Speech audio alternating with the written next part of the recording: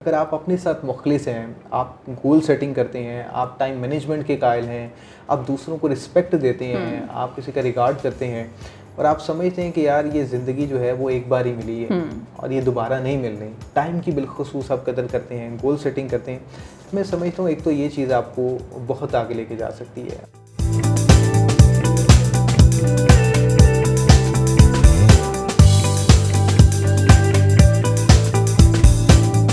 अस्सलाम वालेकुम एवरीवन, मैं हूं आपकी होस्ट माफिया मलिक। हम और आप विद PNY के एक न्यू शो के साथ। जैसा कि आप सब लोग जानते हैं, PNY एक ऐसा इदारा है जहां हम हज़ारों की तादाद में स्टूडेंट्स को डिफरेंट कोर्सेज़ करवाते हैं, समटाइम्स IT से रिलेटेड, HR से रिलेटेड, डिफरेंट ग्राफिक्स से रिलेटेड, ताकि अपनी पर्सनल लाइफ के साथ साथ अपनी प्रोफेशनल लाइफ को बेहतर कर सकें और अपनी फाइनेंस को भी बेहतर कर सकें।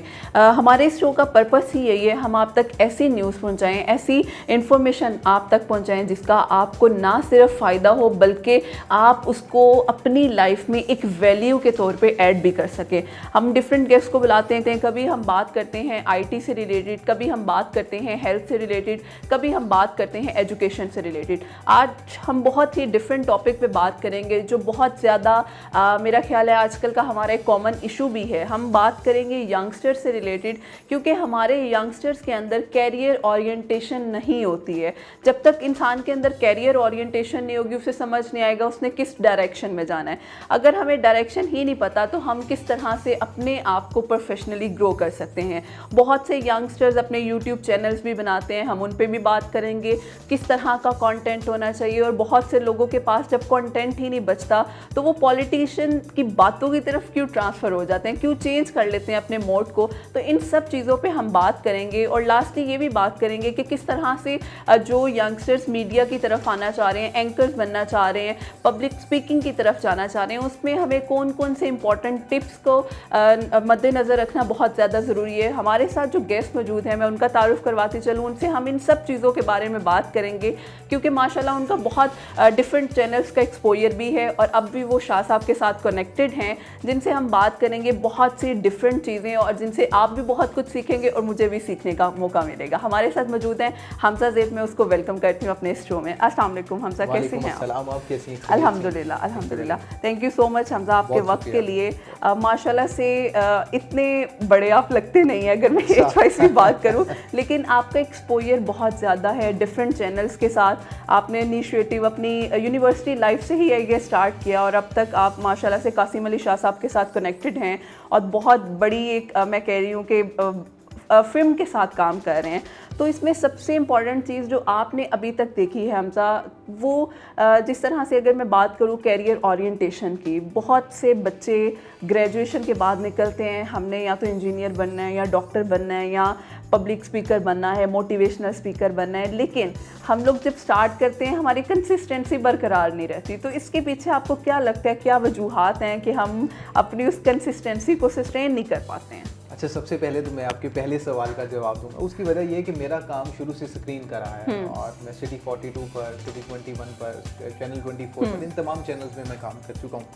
रॉयल चैनल में मैंने काम किया, फिर university of engineering and technology का वेब चैनल था UET न्यूज़ के नाम से, उस पर मैं काफ़ी अच्छा प्रोग्राम करता रहा, न्यूज़ करता रहा।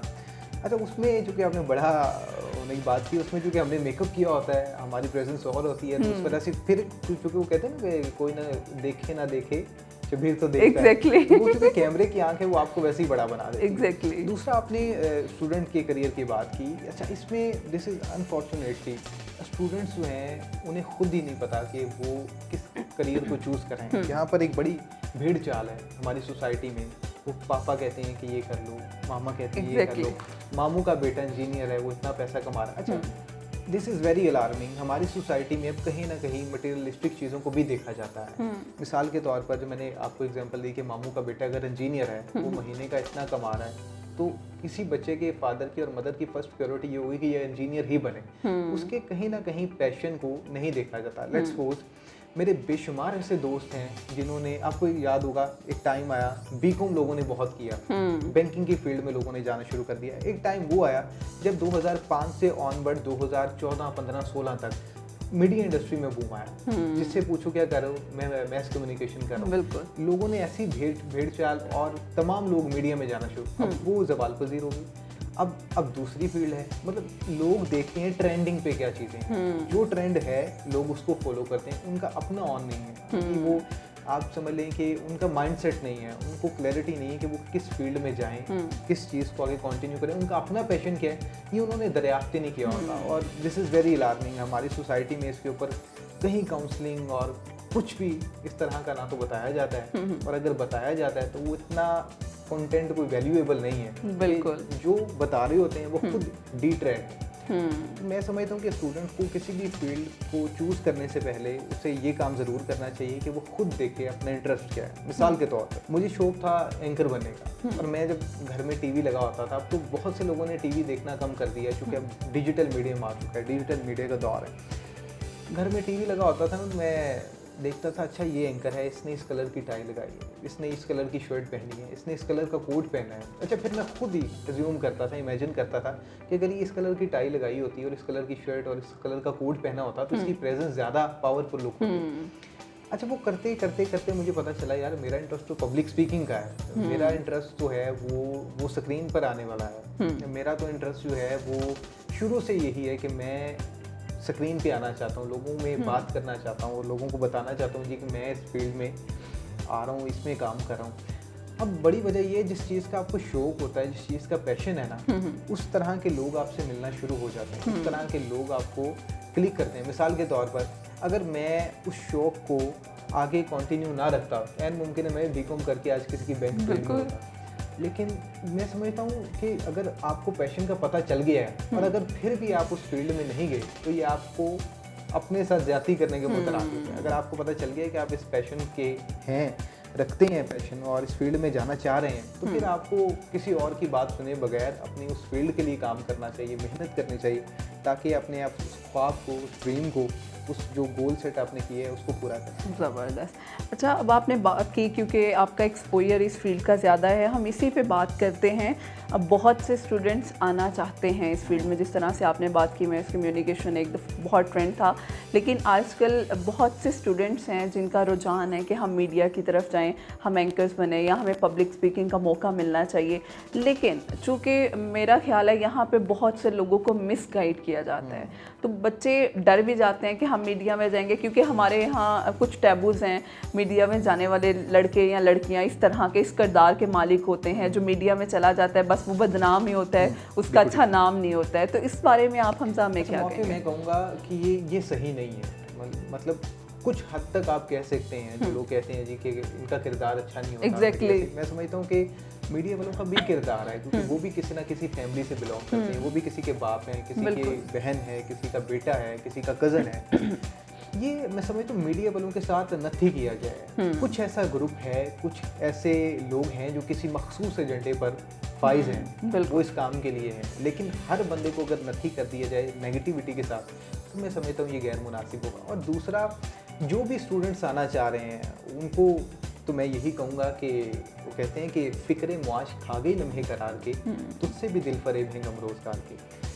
आजकल इलेक्ट्रॉनिक मीडिया ज़वाल वज़ीरी का शिकार है, इसमें कोई दो राय नहीं है। मैं ऐसे ऐसे मीडिया चैनल्स को जानता हूँ, ऐसे ऐसे लोगों को जानता हूँ जो 6-6 माह, साल फ्री इंटर्नशिप करवा रहे हैं और 10-10 हज़ार रुपये पे, 15-15 हज़ार रुपये पे उन्हें एंकरिंग के लिए रख रहे हैं, और ये पर मंथ है। इसमें फ्यूचर नहीं है। जिस तरह आजकल मीडियम का दौर है, डिजिटल मीडिया की बात कर रहे हैं लोग, मैं ऐसे स्टूडेंट्स को रेफ़र करूँगा कि वो अपना डिजिटल मीडियम बनाएं, अपना यूट्यूब चैनल पर आएँ। बहुत से ऐसे वेब चैनल हैं जो अच्छा पे कर रहे हैं, परसेंटेज रखते हैं पर वीडियो, और इसके अलावा बेसिक सैलरी के अलावा आपको पे कर रहे होते हैं। आप डिजिटल मीडियम की तरफ आए। कहते हैं जो दौर है दुनिया का उसी दौर से बोलो, बहरों का इलाका है ज़रा ज़ोर से बोलो। तो कोशिश ये करनी चाहिए कि जो दौर है, जो ट्रेंडिंग है और जिस चीज़ की डिमांड है बिलखुसूस, अगर आज मैं बात करूं कि इंसान को इलेक्ट्रॉनिक मीडिया की तरफ या डिजिटल मीडिया में नहीं जाना चाहिए, उसे प्रिंट मीडिया पर काम करना चाहिए। तो आपको ये बात थोड़ी सी नागवार गुजरे कि आज डिजिटल मीडियम का दौर है, सारी चीज़ें out of the way, out of the box आ रही हैं, और आप बात कर रहे हैं कि इलेक्ट्रॉनिक मीडिया को छोड़कर, डिजिटल मीडियम को छोड़कर प्रिंट मीडिया में काम करना चाहिए। ये कहाँ की बात है? या मैगजीन पे काम करना चाहिए, कहाँ की बात? इसी तरह मैं कहता हूँ वो लोग बहुत अच्छे थे जो प्रिंट मीडिया से शिफ्ट कर गए इलेक्ट्रॉनिक मीडिया में। आज वो लोग बहुत अच्छे होंगे जो इलेक्ट्रॉनिक मीडिया से मूव कर जाएंगे डिजिटल मीडियम की तरफ। अब देखें ना कैसे के बड़े बड़े एंकर्स के नाम हैं जो टीवी पर भी हैं और डिजिटल मीडियम पर भी आ चुके हैं, अपने अपने यूट्यूब चैनल बना चुके हैं। बिल्कुल। और बाज़ दफ़ा तो ऐसा होता है कि जब सेठ ने कहा है, मालिक ने कहा है कि आपने ये स्टोरी नहीं करनी और आप अपनी वो 50-50 वाली सियासत और सहाफ़त बताना चाह रहे होते हैं कि सर मैं तो बाइसनेस का कायल नहीं हूँ, मैं तो सर ये देखूंगा कि कौन सी स्टोरी ठीक है, कौन सी गलत है।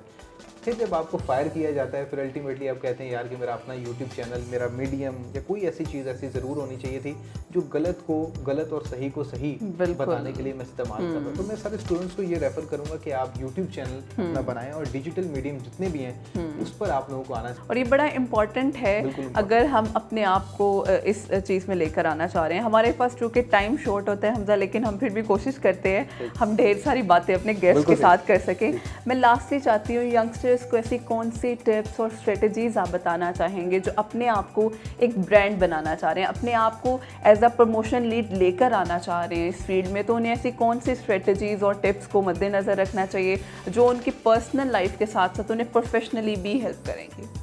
अच्छा, इसका बड़ा आसान सा खुलिया है। उसमें सबसे पहला फार्मूला मैं बताया देता हूँ।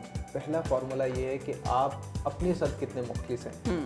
दूसरी बात, या किसी फील्ड की बात तो बहुत दूर की बात है, अगर आप अपने साथ मुखलिस हैं, आप गोल सेटिंग करते हैं, आप टाइम मैनेजमेंट के कायल हैं, आप दूसरों को रिस्पेक्ट देते हैं, आप किसी का रिगार्ड करते हैं और आप समझते हैं कि यार ये ज़िंदगी जो है वो एक बार ही मिली है और ये दोबारा नहीं मिलनी, टाइम की बिलखुसूस आप कदर करते हैं, गोल सेटिंग करते हैं, मैं समझता हूँ एक तो ये चीज़ आपको बहुत आगे लेके जा सकती है। अच्छा, इसमें डेडिकेशन बड़ा मैटर करती है। जो आपका सबसे पहला या दूसरा सवाल था कि लोग डी ट्रैक हो जाते हैं, एग्जैक्टली उसमें भी यही रुकावट हायल होती है कि लोगों में डेडिकेशन नहीं है। लोग यहाँ से डिग्री करते हैं, साथ ही वो कहीं ना कहीं सोच के बैठे हैं कि अभी हम यूनिवर्सिटी के गेट से बाहर निकलेंगे, हमें तोपों की सलामी दी जाएगी, फूलों के हार पहनाए जाएंगे और ठक करके बड़ी कंपनीज जो हैं वो CV लेने की मुंतज़िर है और वो हमें ठक करके एग्जैक्टिव जॉब देंगे। ऐसा नहीं है, आपको मेहनत करनी पड़ती है डेडिकेशन के साथ। और दूसरा ये है कि आपके पास कोई ऐसा सोर्स हो जो आपको पुश करे। मिसाल के तौर पर मुमकिन है किसी की मोटिवेशन का सोर्स ये है कि उसके घर के हालात फाइनेंशियल वो स्ट्रॉन्ग नहीं है, वो अपने घर के हालात को बेहतर करना चाह रहा है, इस वजह से वो मेहनत ज़्यादा कर रहा है। जितने भी लोग हैं वो चाहे किसी भी फील्ड से हैं, मैं उन्हें यही सजेस्ट करूँगा कि किसी भी फील्ड से उनका ताल्लुक है वो ईमानदारी के साथ काम करें। और ये बड़ा अच्छा मैसेज था और बहुत अच्छे पॉइंट्स हैं। अगर हम इसको अपनी लाइफ में जो है वो एग्जीक्यूट करते हैं या अपनी लाइफ में ऐड कर लें, आप एज मैटर नहीं करती है, आप अपने आप को जितना इन चीज़ों के साथ कनेक्ट करते हैं वो आपको बहुत मददगार भी साबित होते हैं। एक और फैक्टर मैं ऐड करना चाहूँगा। मैं कल परसों एक किताब पढ़ा था, उसमें बड़ा खूबसूरत जुमला था। उसमें लिखा था कि बिन मांगे मिले मोती, मांगे मिले ना भी। मतलब जो आपका प्रेजेंट है आप उसमें खुश रहना दें। आप गिले शिकवे करें, मुझे ये नहीं मिला, मुझे वो नहीं मिला, जब आप शुक्र अदा करना शुरू कर देते हैं रब की ज़ात का, तो कहीं ना कहीं से वसीले आपके बिल्कुल ज़बरदस्त। और ये बहुत अच्छा मैसेज है, मुझे खुद बहुत सी चीज़ें नई सीखने को मिली हैं आपसे। Thank you so much Hamza आपके वक्त का, and thank you so much all of you. इंशाल्लाह फिर हाजिर होंगे एक न्यू सेशन के साथ। अपना ख्याल रखिएगा। अल्लाह हाफ़िज़।